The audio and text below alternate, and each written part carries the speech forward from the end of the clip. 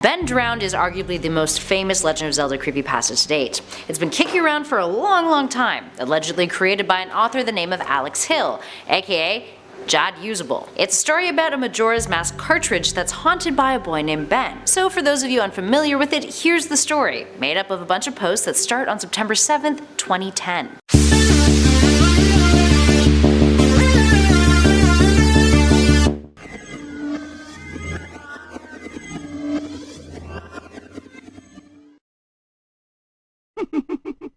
Alex starts by writing that this is the creepiest shit that he's ever encountered. Now he's recently moved into his dorm as a sophomore in college, and as a present a pal of his gave him an old N64. Now he hadn't touched a Nintendo 64 since he was a kid, so needless to say he was super excited. Now his friend had only given him one game, Super Smash Bros, so the following weekend he and a friend of his from the dorm went off campus to check out some local garage sales. He was drawn to one of them in particular, a house with a bunch of junk on a table. He got out of the car and approached the man behind that table. It was an elderly man. But something was slightly off-putting about his appearance, although Alex couldn't put his finger on it. The man asked him what he was looking for, and Alex said, old video games. To his surprise, the man said he actually had one in an old box inside of his garage. Feeling slightly weirded out by the awkward situation and the intense eye contact, Alex waited politely. But to his surprise, the man came back with an N64 cartridge, and on it, written in marker, was the word Majora. The old man smiled and said that he could have it for free. It belonged to a kid around his age that didn't live there anymore. Alex said thanks, despite something still putting him off about the man, and headed back towards his car. As he walked, he examined the cartridge. It was pretty shady, but hey, it was free, so why not test it out and see if it'd work. As he left, the old man called out something behind him that sounded like, "Goodbye then." Back at his dorm, Alex booted up the game, and to his surprise, it actually worked. Jackpot! There was one saved file on the cartridge titled Ben. That's when Alex felt bad. The old man, probably a little senile, was calling out "Goodbye Ben" when he left, not "Goodbye then." He sighed, supposing that he reminded him of his grandson Ben. Alex turned his attention back to the game. He decided out of curiosity to check out the save file. Now from a glance you could tell that Ben was pretty far in the game, having almost all of the masks and 3/4 remains of the bosses. He was on day 3 and by the Stone Tower Temple with barely an hour left before the moon would crash.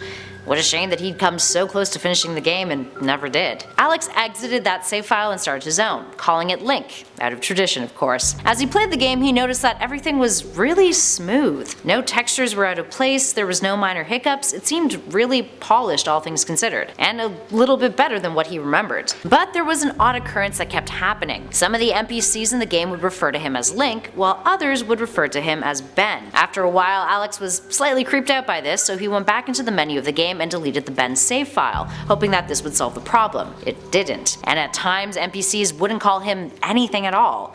Only a blank space would appear where his name should be.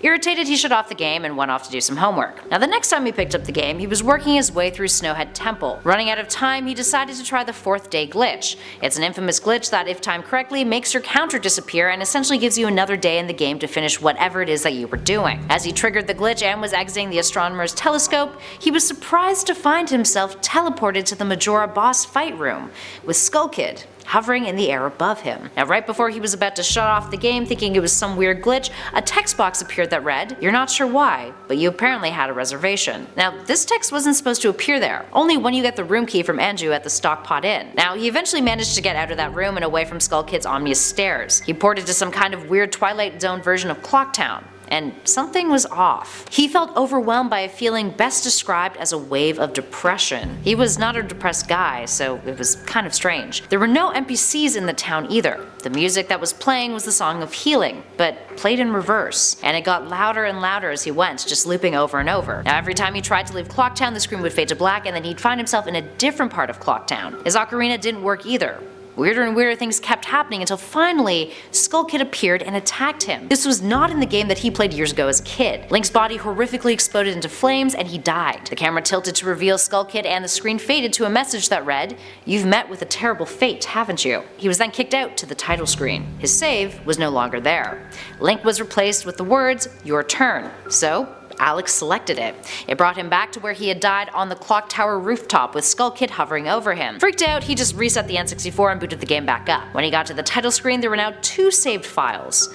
Your Turn and Ben. You selected Ben, and it returned him to where Ben had left off, by the Stone Tower Temple with the moon almost crashing. Alex turned the game off. Post 2 is the second longest entry after the first. The more that the entries go on in this creepypasta, the more sporadic and short they get. This one, dated September 8th, 2010, saw Alex returning to the game. But this time, when the title screen loaded up, both Your Turn and Ben were listed. And Ben's stats were different. With hesitation, he selected that save file. He returned to the Stone Tower Temple, except things were different again. Link's body was distorted. Weird high-pitched noises played within the game. The laughter of the happy masked salesman could be heard in the background. Link then transformed into a Dooku scrub, and he came face to face with the happy masked salesman, who said to him, "You've met with a terrible fate, haven't you?" Then, the screen whited out. The game then returned to normal, seemingly. It had looped him back to day 4 with the Song of Healing playing over top. He found himself at Great Temple Bay. He was now a Zora, and when he went into the water, he started to drown, which made no sense since Zoras can swim. The game kept anticipating that he was trying to escape the day 4 Clocktown loop, but it kept resulting in his character drowning. He was prompted to press start after drowning one time. He did, and the save files there revealed Ben's fate.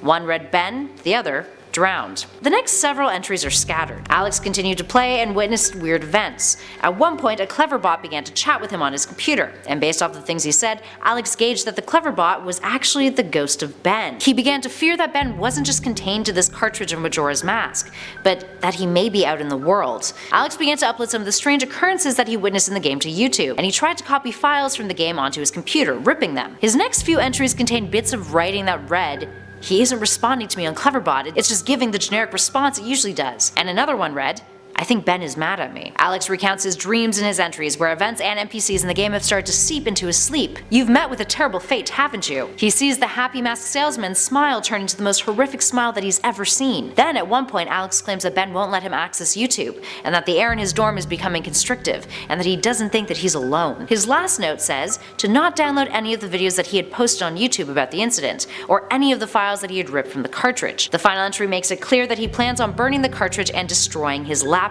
and that the nightmare ends here. Now, some versions of this creepypasta end with Alex's dorm roommate moving into the dorm and finding that Alex has completely disappeared, or them returning after a week absence. They find his computer and the cartridge, with all that remains of Alex being the journal entries. No one can find Alex, and the roommate publishes the journal entries online. There's also creepypastas that talk of Alex potentially being found at the bottom of the lake, having drowned. There's multiple variations, but all of them are pretty darn creepy.